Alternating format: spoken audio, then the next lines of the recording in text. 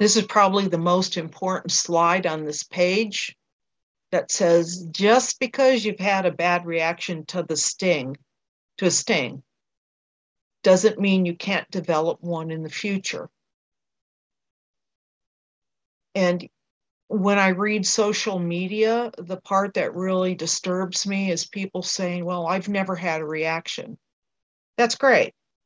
But that doesn't mean you can't develop an allergy to something that you've been working bees for years and years and years and suddenly developed bad reaction.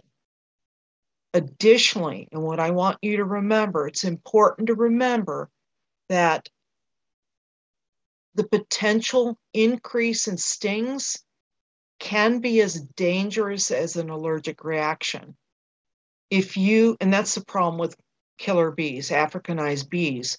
They tend to empty a hive out on that poor individual, and the tolerance to the venom is the problem. It's not that you're allergic to it. It's just that you have received so many multiple stings that it kills that person or that dog or that animal. Remember, it's true also of a non-Africanized honeybee, because you've been marked with venom, with that pheromone, that alarm pheromone with every sting.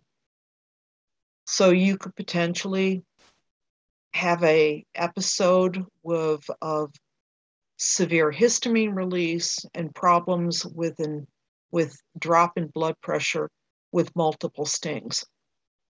The best guess I found in research is the tolerance is probably about 10 stings per body weight per person. And obviously, the smaller the person is, the less body weight, or if they're a child, they can tolerate less pure numbers of stings per their pound of body weight. If you remember nothing else, please remember this slide. What are the signs of an anaphylactic reaction? Remember, it's systemic, and it usually occurs within 10 to 30 minutes, sometimes a lot sooner than that, sometimes almost immediately, sometimes later than that. Just a guideline, ballpark figure. Usually you have a rash or hives that first show up. That picture on the left and in the middle shows essentially hives which are raised red and rash. You may have problems breathing, itching, a runny nose. You may have tightness of the throat, not a good sign. You may have signs of nausea or abdominal pain, or you may be dry heaving or vomiting. And oftentimes, if you have problems with breathing, you get a sense of doom. The woman on the right-hand picture, you can see that her chest and neck area is kind of red and rashy. She probably got stung on the face, but obviously I don't know. But her lips are extremely swollen. That one side of the face is extremely swollen. And I would suspect she's having issues with feeling that she can't get her breath and breathing. The most severe cases of this systemic reaction or anaphylaxis affect both the respiratory and the cardiovascular system. You have problems with closure of the airways. The drop in blood pressure is actually the anaphylaxis, and that's due to histamine release. It causes those blood vessels to basically open up as wide as they can, and you do not have the blood volume to fill pipes that have suddenly gotten bigger, and your heart can't pump limited fluid, meaning blood, to all the organs, and you're not perfusing your body. It's anaphylactic shock, and that's drop in blood pressure. The main cause of death with this would be related to airway obstruction and the cardiovascular collapse, which is the pump failure of the heart and into the wide open blood vessels. Rarer occurrence include, it's called DIC, but that is a coagulation problem where you cannot prevent bleeding. And apparently also, and it makes sense, epinephrine is used to help prevent the problem with the shock. And occasionally a cause of death is it's so bad they've used so much epinephrine to try and give you a blood pressure again that it's an overdose. I know this is not one of those fun little presentations, but again, I think it's serious enough to talk about. Again, you may have in individuals that are showing these symptoms or outward look. They may be gasping for air, they may be wheezing, they may have a higher pitched voice because they're breathing through a narrow vocal cords. They may vomit. They may have a heart rate that's tachycardia high. That heart's trying to keep up to pump blood. They may faint. They may flush. They may be sweating. Not a good look for anybody. How is this anaphylactic shock treated? Normally, if somebody knows they have a true allergy, they're carrying around an epinephrine pen, also known as an EpiPen. You need to call 911 if you or somebody else you're in the apiary with shows these symptoms. It's a medical emergency. It can kill you. You need to remove the stingers. Again, we talked about that as cutting down on the volume of venom you've received. And again, it's got all those wonderful components, those 5 little components that I chose to talk about. If you're the one with the stings or having the problems, can you get away from the apiary? Can you close up the hive? Can those first responders that you called 911 about find you? Can they get to you? When the first responder gets to you and they're administering emergency treatment, they're probably going to give you more epinephrine. They're going to start an intravenous and give you fluids. Again, remember what histamine does. They're going to give you oxygen. They're probably going to give you more antihistamines if you didn't dose yourself, but they will anyhow. They probably will give you some sort of breathing treatment. They'll give you steroids to help prevent the problems with it. And you're probably you're going to the hospital. There's no probably about it. You need further emergency care. If you happen to be the one having a serious reaction to a bee sting, what do you do about it? Obviously, you can quit beekeeping. I do know some beekeepers that are allergic to bees, and they carry an epinephrine pen. They also are full suited, gloves all the time, taped openings, and they still keep bees. I'm not sure I would do that. Additionally, can consult with an allergist and consider whether or not you want to go through a desensitization treatment, which is a lifetime commitment to be able to maintain the body not reacting to bee stings. How do you avoid that ambulance ride and a whole lot of money and potentially losing your life? Not only you do the things that I said with medications, but I think you do something that I'd like to call reading the hive. You want to prevent potential incidents of stinging versus doing a treatment. Prevention is always better than treatment.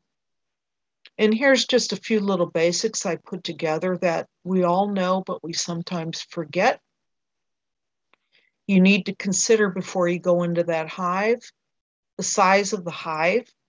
Different hives behave differently. Nooks are usually pussycats compared to a hive that's 6 or 7 levels.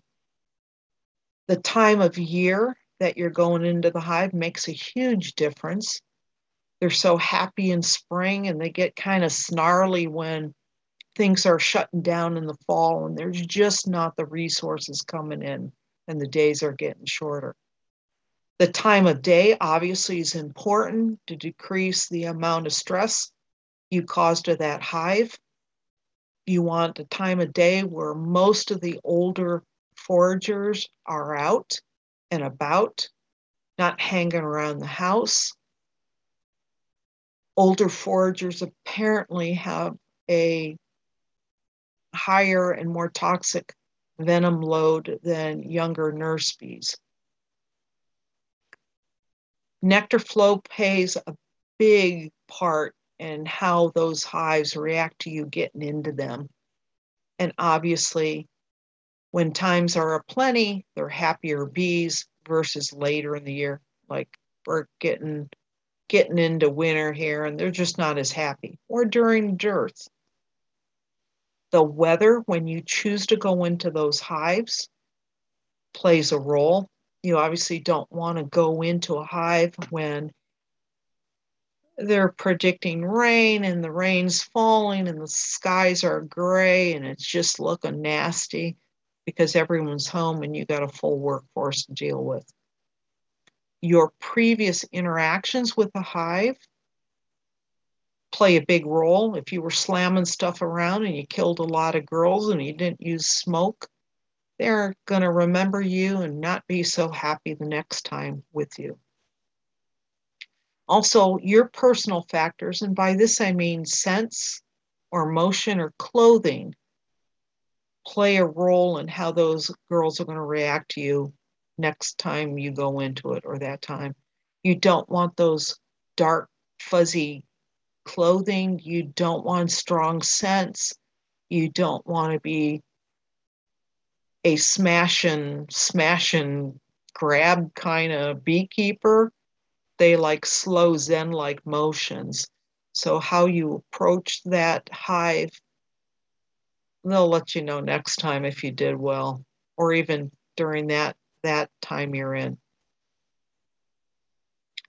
Every time you're in an apiary, you ought to consider doing these things. Make sure somebody knows you're in the apiary. If you can't have an apiary buddy, at least know let your significant other or whomever you work bees with, let them know you're in the apiary. Have your cell phone accessible. Have it on you. Make sure it's an outside pocket too if you have to get to it. Dress appropriately. Dress appropriately for what you're doing in your yard. And for heaven's sakes, please wear a veil. Facial stings are some of the worst things that you can get hit with. Have your smoker lit and make sure you know how to use it. Use it properly. That is kind of your fail-safe. If something happens, if you get a sting, you can always remove the stinger and smoke the area. Help cut down on the call to arms by that one guard bee calling all her sisters and half-sisters to defend the hive. Every time you go in your hive, have a plan. You want to know what you plan on doing so that you're not spending excess time in it and you get done what you got to get done. And I kind of alluded to this. You kind of want to be slow and deliberate in your approach to the hive. Slow motions, kind of not jerky, crashing, slow, easy, Zen-like. Oh, yeah. Did I mention wear a veil? Always have facial protection. Manipulate those hives in good weather, primarily midday when the foragers are gone. You need to know when you close up that hive and return another day. Sometimes they just don't want you there. You don't know if you had skunks clawing at the hive the night before or raccoons were bothering them. They let you know. They'll let you know when it's too long that the hive's been open. If you don't have to do something and they're just in your face, banging on your veil, close it up, return another day. Smoke the stingaries, as previously discussed. And if you're having one of those severe reactions, you need to know what those are, and I went over them rather quickly. Call 911. Don't wait and see if it goes away. It's not worth you dying by thinking it's nothing. Call 911. If you have an EpiPen, you're having the reaction, use it. Do not delay. Because again, beekeeping is not worth your life. Here's a few of the reference I did use, not all inclusive, but a couple of them. The Jamie Ellis article in American Beekeeping Journal in 2016 was actually an extremely good article. You can get it off the University of Florida, his link site, and it's under, I believe, additional resources. Great article with that. The Riddle article was also really good. And again, my goal is to educate you and make you aware, especially of a worst case scenario. My intent is not to scare you to death, but I want you to love your bees and treat them with the respect that they deserve. Thanks very much for your attention. Again, I hope this is helpful. And please remember, if you haven't had a reaction to a sting before, does not mean that you can possibly never have a reaction to it. And multiple stings are as bad as an anaphylaxis reaction to a sting. Thank you very much.